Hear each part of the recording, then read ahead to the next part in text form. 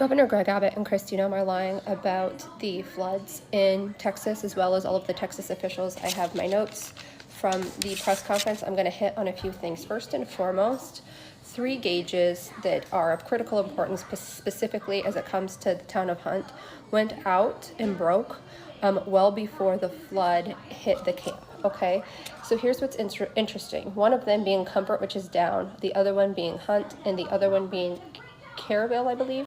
The one that broke in Comfort, for example, had broke, and there was a service order put out at 12:05 a.m. So this would have been almost 5 hours before the floodwaters had hit Hunt. And in that, they say that that could mean that there's as much as 14 extra inches of rain that they can't calculate. I'll show you that document. No access at this time. I'll be more thorough on Substack. So it looks like the other 2 in my notes are Caryville and Hunt itself, but now when I go to retrieve those reports, I can't find it. So there are 2 things here. One, that when you underfund and fire people at places like dams, which happened, or the NOA, which happened, is it isn't just that you're getting poor real-time data from these gauges and stuff, but you don't have the personnel to get contractors there fast enough to fix it. Number 2, something every American needs to know when they use the word unprecedented, and I'm going to give you a very specific word to look out for, is that you are not looking at wrongdoing based on the level that a water crests, specifically at a fork, because it's going to be worse. That's what happened. What you're actually looking for is that county's specific crest number that they are supposed to take action in Kerr County and Hunt.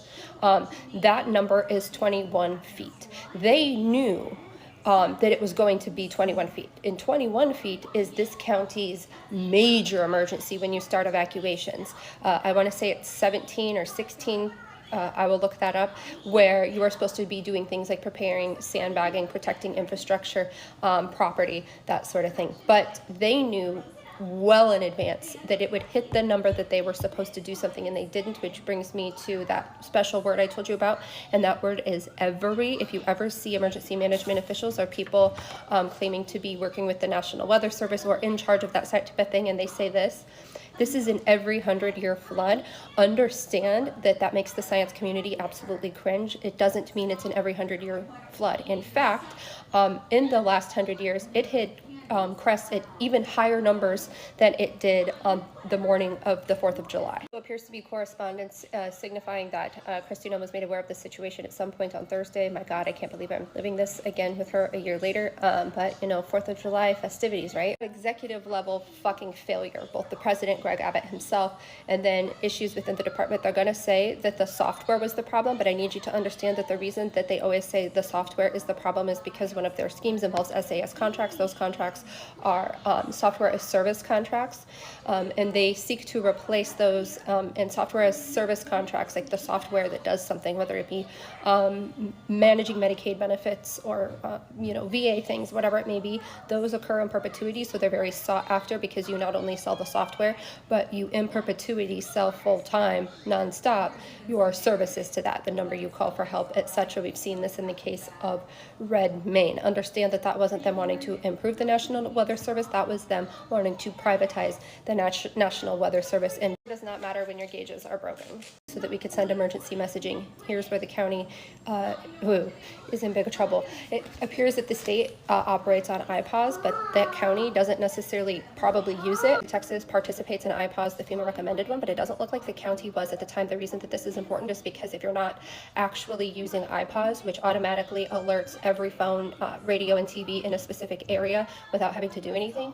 then you're using a typical like WEA system. And if you have a WEA system, that means that the people in a specific area would have to register. This is problematic always, but specifically problematic in places where there's high travel or people, a large body of people that aren't from there, because inherently they're not going to know that when they're traveling they need to log into this county's emergency messaging system. Additionally, and one of the most common lawsuits that has precedent is that if you have a cell phone tower, so if you're T-Mobile or Verizon, which is what WEAs rely on instead of your phone itself, is that if one of those goes down, then it's also not going to work because they're trying to ping based on that information. And in floods specifically, cell towers are very, very likely to go down. And the typical lawsuit involved with that is that if a cell tower goes down, the provider has 30 minutes to warn the FCC about this. So this is information that will have to be developing. My guess is that there were plenty that were down and they didn't report to the FCC. And if they did, the FCC, look who runs it. We have executive, we have state, we have the county. Now let's get into the city that again didn't respond to the actual NOAA recommendations for flooding in their area. It is their responsibility to watch that. This is something a lot of people get elected onto county city councils and stuff and don't know a fucking thing about, but we need to get down to the individuals, and that's Camp Mystic itself. As I mentioned before, this area has not only flooded higher than that 3 times in the last 100 years, but it's the most dangerous region in the country, in the entire country. In fact, it had flooded before, killing 10 campers at a nearby camp, and just something that's typically true with like Christian camps and stuff is that they are heavily ratioed in a way that other places that house children long term wouldn't be able to get away with. So even think of a daycare, right? Your adult to child ratio should be higher, and this should be something that is integrated within their community for safety.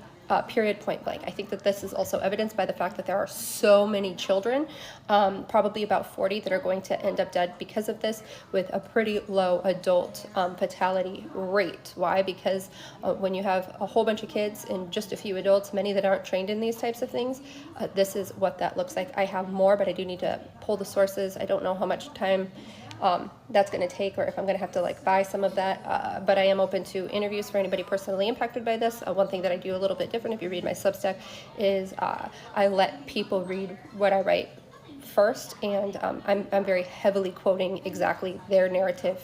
I know media can get it twisted, but yes, understand they're lying, and that this in many ways, on many levels, was avoidable, and that's absolutely heartbreaking.